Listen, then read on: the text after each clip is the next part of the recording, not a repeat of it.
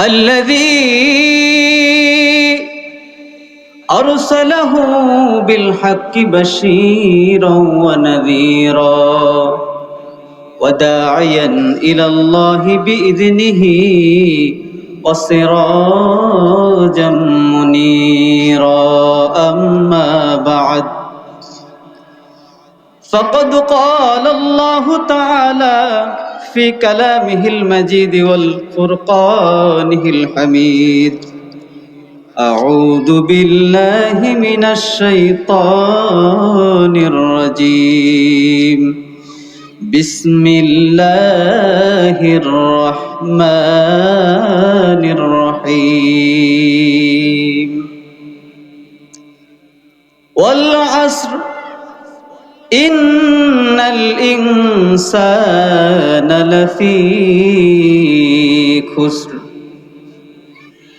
إلا الذين آمنوا وعملوا الصالحات وتواصوا بالحق وتواصوا بالصبر أو كما قال رسول الله صلى الله عليه وسلم أخلص دينك يكفيك العمل القليل أو كما قال عليه الصلاة والسلام بلغوا أني ولو آية সবাই একটু দুরূদ শরীফ পড়ি, দুরূদে ইব্রাহিম পড়ি। যেহেতু দুরূদে ইব্রাহিমের মধ্যে ইব্রাহিম আলাইহিস সালামের কথা আছে, আমাদের নবীরও কথা আছে, সবকিছু আছে। একসাথে আমরা এই দুরূদটা পড়ি। আল্লাহুম্মা সাল্লি আলা মুহাম্মাদ ওয়া আলা আলি মুহাম্মাদ কামা সাল্লাইতা আলা ইব্রাহিম ওয়া আলা আলি ইব্রাহিম ইন্নাকা হামিদুম মাজিদ। আল্লাহুম্মা বারিক আলা মুহাম্মাদ ওয়া আলা আলি মুহাম্মাদ كما باركت على إبراهيم وعلى آل إبراهيم إنك حميد مجيد اللهم صل على محمد وعلى آل محمد كما صليت على إبراهيم وعلى آل إبراهيم إنك حميد مجيد اللهم بارك على محمد وعلى آل محمد كما باركت على إبراهيم وعلى آل إبراهيم إنك حميد مجيد। আসলে আমরা একটু জিকির করি। দুরূদ এবং জিকির দিয়ে শুরু করলে মজলিসটা আরো বরকত নাজিল হয়।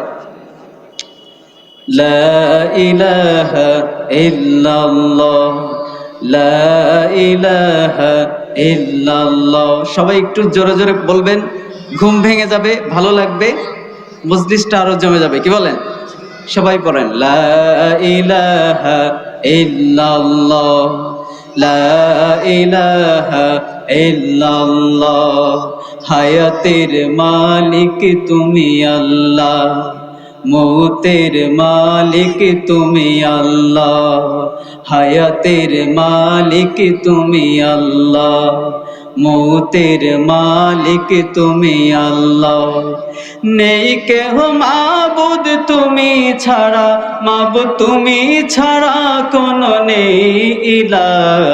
লা ইলাহা ইল্লাল্লাহ লা ইলাহা ইল্লাল্লাহ লা ইলাহা ইল্লাল্লাহ মুহাম্মাদুর রাসূলুল্লাহ সাল্লাল্লাহু আলাইহি ওয়াসাল্লাম।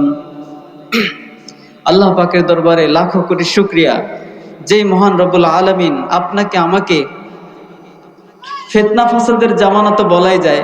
যত হুজুর আছে সবাই কিন্তু মাহফিলের শুরুতে বলবে যে এই ফিতনা ফাসাদের জামানায় খারাপ কাজ থেকে আমাদেরকে এই ভালো কাজে বসার তৌফিক দান করেছে। এটা তো সঠিক কথা, কিন্তু তার সাথে আরেকটা কথা আজকে যুক্ত করাই যায়। আজকে বিশেষ করে একটা বড় ফিতনার দিন। আজকে কয় তারিখ আপনারা জানেন? 31 তারিখ কি? 31st নাইট কবে? আজকে মনে হয় নাকি? 31st নাইট বোঝেন? আমার দাদারা বা মুরব্বী বাপেরা হয়তো সবাই বুঝবে না। 31st নাইট বলে একদম বছরের শেষ দিন, যেমন আজকে রাত 12টার পরে 25 সাল চলে আসবে।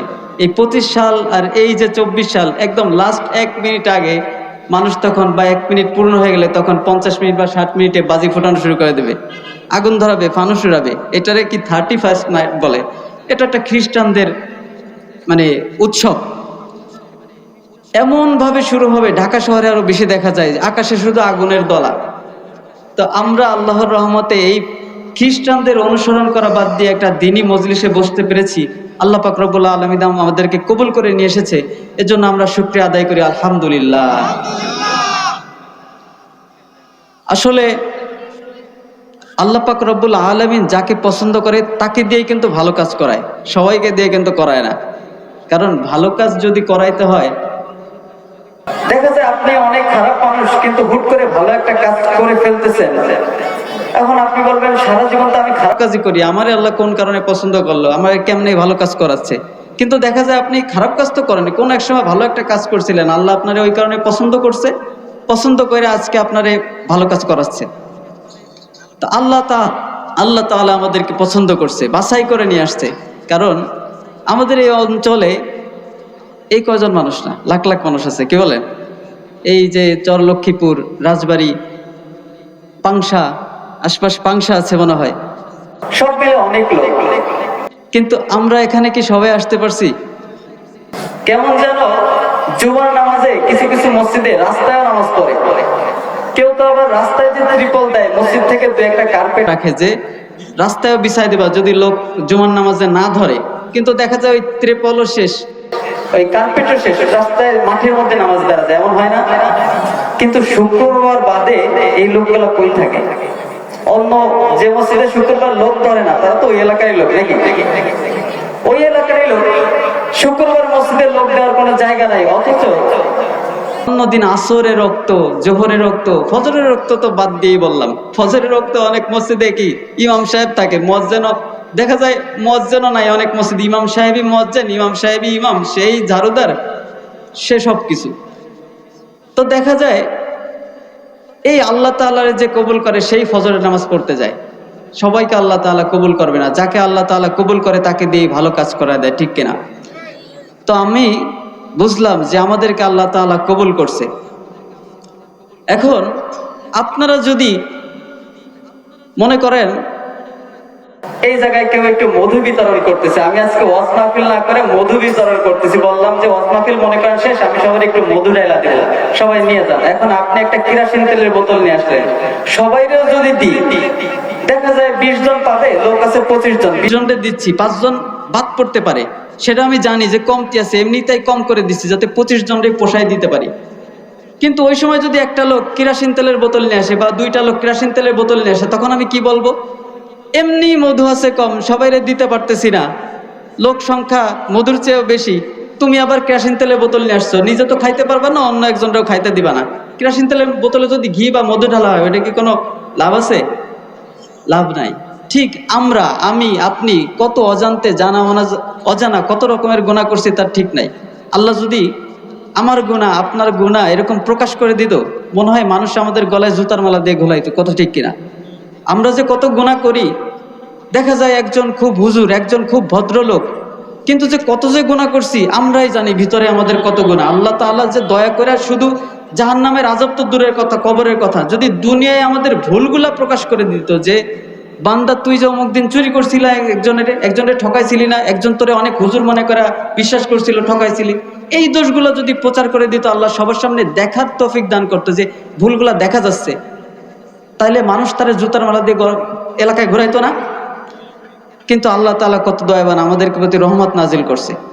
তো আমরা কি করব? আল্লাহ তাআলার কাছে সবসময় মাপ চাবো। কারণ হাদিসের মধ্যে আসছে যে মরুভূমি চেনেন, আরব দেশে কিন্তু মরুভূমি আছে।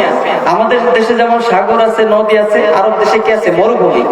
মরুভূমি হলো কি? বালুর মাঠ, শুধু মরু মানে বালু। বালু, নদী সাগর যেরকম কুল কিনারা নাই, এমন মরুভূমিতে শুধু বালু আর বালু আছে। যারা সৌদি আরবে হাজী সাহেবগণ আছেন তারা ভালো বুঝবেন। তো দেখা যায় ওই সময় যারা মরুভূমিতে যাইতে হইতো, এক দেশ থেকে আরেক দেশে যাইতে গেলে মরুভূমির থেকে রওনা হইতে হইতো। তো যারা মরুভূমিতে যাইতো আত্মীয় স্বজনের কাছ থেকে বিদায় নিত যে দেখো আমি তো মরুভূমিতে যাচ্ছি, বলা যায় না আর ফেরত আসবো কিনা, যদি মারা যাই মাফ করে দিও। কারণ মরুভূমি এমন, আপনি দেখতেছেন এই জায়গায় একদম সমান, কোনো বালু নাই।